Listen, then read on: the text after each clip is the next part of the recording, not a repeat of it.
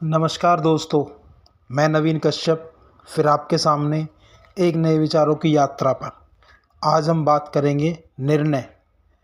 कल पर छोड़ने की प्रवृत्ति पर विजय हासिल करना, दौलतमंद बनने की ओर 7वां कदम।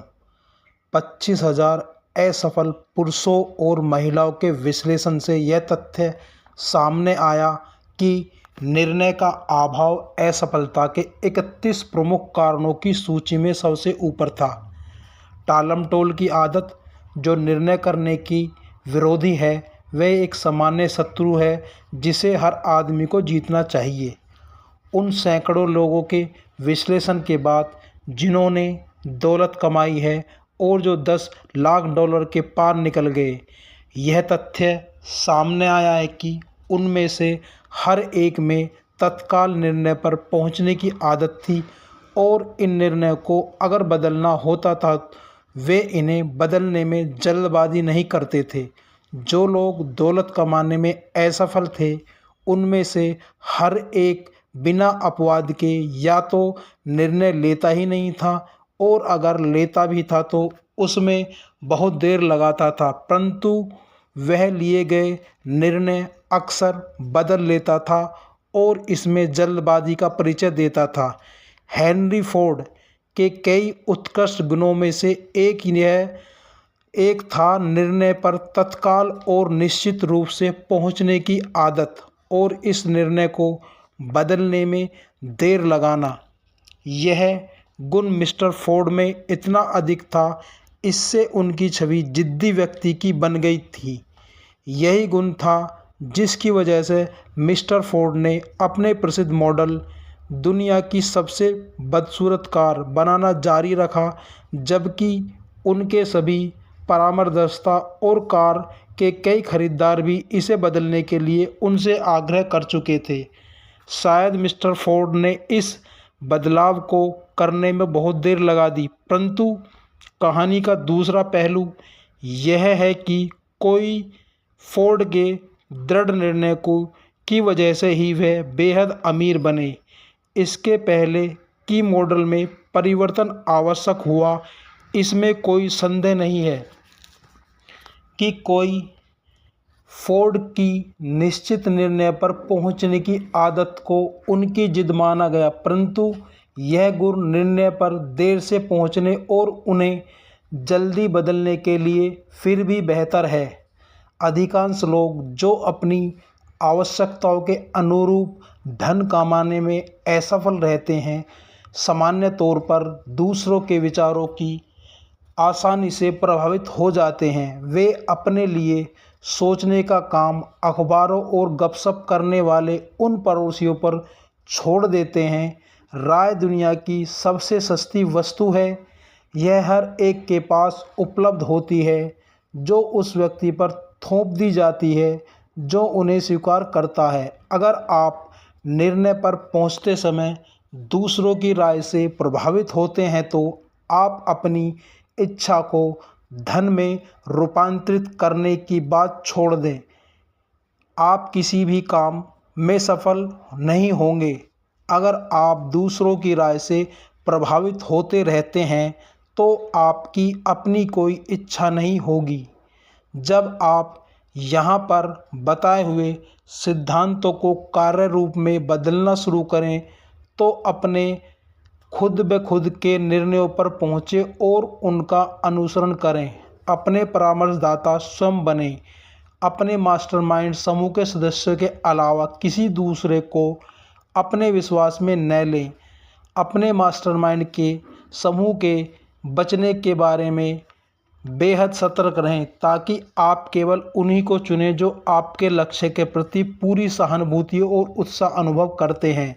यह भी याद रखें कि जब भी आप किसी ऐसे आदमी के सामने अपना मुंह खोलते हैं जिसमें ज्ञान की प्रचुरता है, तो आप उस व्यक्ति के सामने अपने ज्ञान के पूरे स्टॉक या उसके अभाव को प्रदर्शित करते हैं।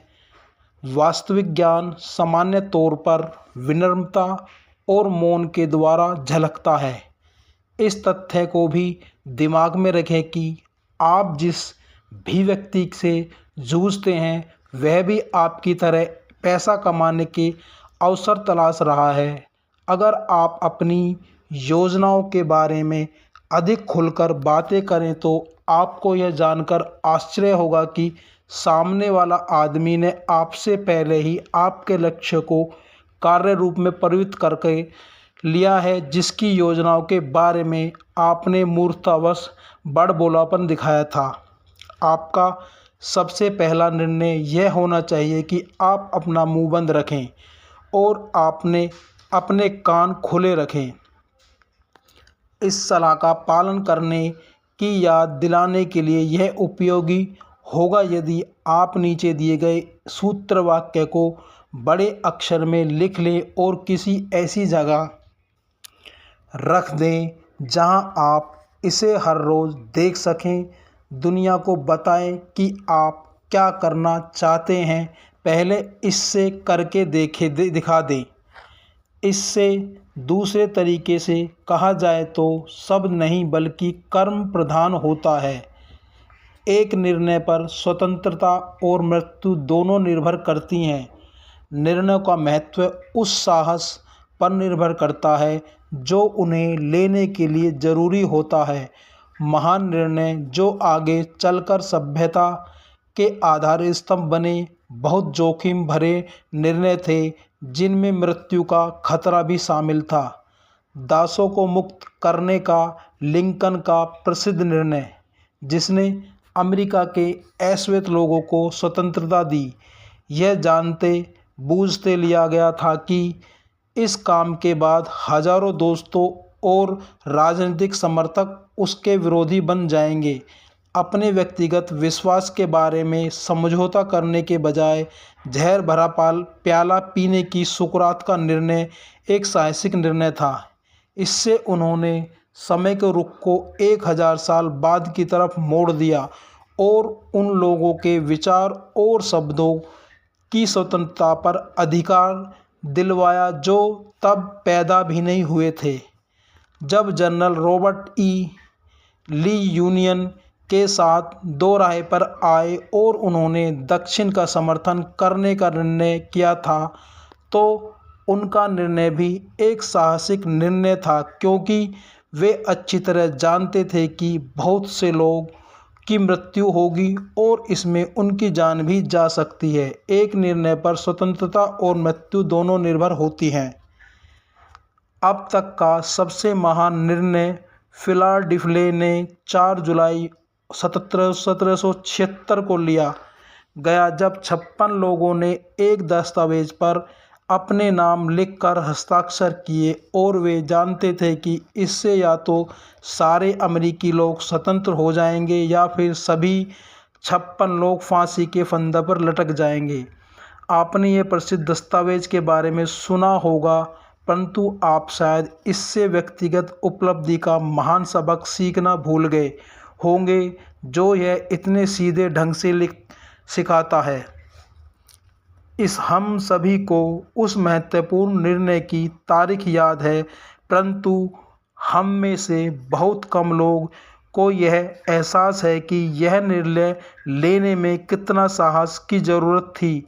हमें अपना इतिहास याद है क्योंकि हमें पढ़ाया जाता है, हमें तारीखें याद हैं, लड़ने वाले योद्धाओं के नाम याद हैं, हमें वैली फोर्ज और यॉर्कटाउन याद है, हमें जॉर्ज वाशिंगटन और लॉर्ड कॉर्नवालिस याद है, परंतु हमें इन नामों, तिथियों और स्थानों के पीछे इस वास्तविक शक्ति के बारे में बहुत कम पता है जिसने हमारी स्वतंत्रता सुनिश्चित की, और यह यॉर्कटाउन में वाशिंगटन की सेनाओं के पहुंचने से काफ़ी पहले ही हो गया था। इसे ट्रेजेडी कहा जाना चाहिए कि इतिहास के लेखकों ने पूरी तरह से उस महान शक्ति का उल्लेख नहीं किया जिसने इस देश को जन्म दिया, इसे स्वतंत्रता दी और दुनिया के सभी देशों के सामने स्वतंत्रता के नए मानक स्थापित किए। मैं इसे ट्रेजेडी मानता हूँ क्योंकि यही वह शक्ति है जिसका प्रयोग व्यक्ति जीवन में कठिनाइयाँ और बाधाओं को पार करने में करता है और जीवन को मांगी गई कीमत चुकाने के लिए विवश करता है। हमें ध्यान से उन घटनाओं की ओर देखें जिन्होंने इस शक्ति को जन्म दिया। कहानी बॉस्टन में 5 मार्च 1770 की घटना से शुरू होती है।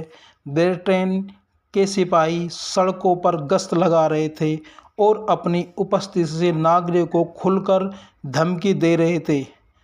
औपनिवेशिक लोग अपने बीच में मार्च कर रहे हथियारबंद सैनिकों से वे चिढ़ गए। उन्होंने अपनी चिढ़ को खुलकर अभियुक्त करना शुरू कर दिया और गश्त लगा रहे सैनिकों पर पत्थर और नारे बरसाए, जब तक कि उनके नायक ने यह आदेश न दे दिया, संगीने तान लो, हमला बोल दो।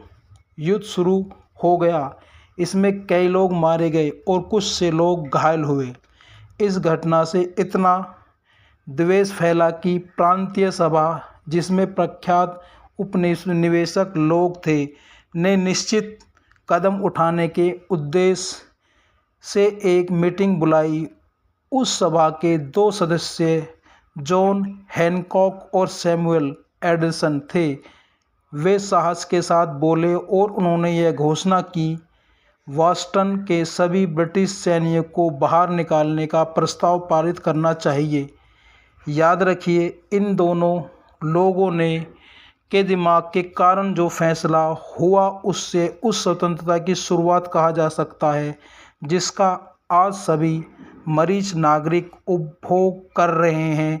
यह भी याद रखें कि इन 2 लोगों को यह निर्णय लेने के लिए बहुत आस्था और साहस की ज़रूरत थी, क्योंकि यह एक खतरनाक फैसला था। सभा के ख़त्म होने से पहले सैमुअल एडिसन और को नियुक्त किया गया कि वह प्रांत हचिसन से मिलने जाए और ब्रिटिश टुकड़ियों को वापस की मांग करे।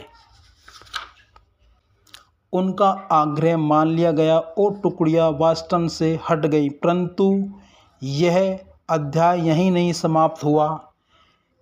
इसने ऐसी स्थिति उत्पन्न कर दी कि जिससे समूची मानव सभ्यता का इतिहास बदल गया। रिचर्ड हेनरी ली इस कहानी में एक महत्वपूर्ण तत्व इसलिए बने क्योंकि उनमें और सैमुअल एडिसन में अक्सर पत्राचार होता रहता था, जिसमें वे अपने प्रांत के लोगों के कल्याण के बारे में आशा और डर को खुलकर बताते थे। इस आदत से एडिसन के मन में यह विचार आया कि 13 कॉलोनियों के बीच पत्रों की आपसी आदान प्रदान से उनके प्रयासों में समरूपता आ जाएगी, जो समस्याओं को सुलझाने के संबंध में बहुत सहायक सिद्ध होगी। मार्च 1772 में बॉस्टन में सैनिकों के साथ हुई झड़प के 2 साल बाद एडिसन ने इस विचार को सभा के सामने एक मोशन के रूप में रखा कि कॉलोनी में कुछ संवाददाता नियुक्त किए जाएं, जिसका लक्ष्य हो ब्रिटिश अमेरिका की कॉलोनी की बेहतरी के लिए मैत्रीपूर्ण सहयोग बढ़ावा देना। यह उस संगठन की शुरुआत थी जिसकी वजह से आज हर अमेरिकी नागरिक स्वतंत्र है। मास्टरमाइंड से पहले ये ही संगठित था। इसमें एडिसन, ली और हैनकॉक थे। कमेटी ऑफ कॉरस्पोंडेंस ने बनाया गया बॉस्टन के दंगे की तरह की घटनाओं के द्वारा कॉलोनी के नागरिक ब्रिटिश सैनिकों के खिलाफ असंगठित युद्ध लड़ रहे थे, परंतु उससे कोई फ़ायदा नहीं हो रहा था। उनकी व्यक्तिगत शिकायतें किसी एक मास्टरमाइंड के नीचे तब तक लोगों के किसी भी समूह के सामने दिल, दिमाग, आत्मा और शरीर को इकट्ठे एक निश्चित निर्णय में नहीं लाया गया ताकि ब्रिटेन के समेत उसका झगड़ा हमेशा के लिए समाप्त हो जाए। तो दोस्तों, आज के विचारों की यात्रा पर यही कहना है, यही बताने का मेरा मकसद था। जिस किताब से मैंने ये विचार पढ़े, जिस किताब से मैंने ये विचार लिए, उस किताब का नाम हिंदी एडिशन है सोचिए और अमीर बनिए, जिसके राइटर नेपोलियन हिल्स हैं, जिसका हिंदी रूपांतर है थिंक एंड ग्रो रिच। तो दोस्तों निर्णय हमें हर समय हर वक्त सोच समझकर अपने व्यापार के लिए, अपनी तरक्की के लिए, अपनी सफलता के लिए निर्णय को अपने आप सही समय, सही तरीके, सही स्थान पर सोच कर लेना चाहिए, ताकि हम तरक्की कर सकें, कामयाब हो सकें और धन की तरफ, दौलत कमाने की तरफ चल सकें। तो दोस्तों निर्णय ऐसे होने चाहिए जो सकारात्मकता के साथ हो, जो सफलता के साथ हो, जो निर्णायक सिद्ध हो और आगे बढ़कर हमारी रास्तों को, मुश्किलों को साफ करें, मुश्किलों को दूर करें, हमें कामयाब दें, सफलता प्राप्त कराएं और हमें अग्रसरता की ओर बढ़ाएं। तो दोस्तों आज के विचारों की यात्रा को मैं विराम देते हुए आपसे नमस्कार करता हूं। आशा करता हूं आप मेरे इन विचारों से संतुष्ट होंगे, कुछ इन विचारों से सीखने की कोशिश करेंगे। मेरे को बहुत बहुत आभार होगा आपका, आप समय निकाल के मेरे इन विचारों को सुनते हैं, आप समय देते हैं, इसके लिए आपका धन्यवाद, इसके लिए आपका शुक्रिया। आपसे मैं विदा लेते हुए आपसे फिर एक बार कहूँगा, दोस्तों जीवन में धन कमाने के लिए, हमें धन को आकर्षित करने के लिए हमारे अंदर वो इच्छा, वो शक्ति, वो प्रवृत्ति होनी चाहिए, वो सकारात्मकता होनी चाहिए, जिससे हम धन कमा सके, धन को आकर्षित कर सके और हम अमीर बन सके। तो दोस्तों जीवन में धन बहुत महत्व रखता है, धन को कमाइए, निर्णय सही लीजिए, निर्णय सही जगह पे लीजिए और अच्छे और सफल निर्णय लेकर अपने व्यापार को तरक्की कीजिए, अपनी तरक्की कीजिए, अपने परिवार की तरक्की कीजिए। तो दोस्तों खुश रहिए, स्वस्थ रहिए, तंदुरुस्त रहिए, कामयाब रहिए और अपने परिवार के साथ सदा बने रहिए। नमस्कार दोस्तों।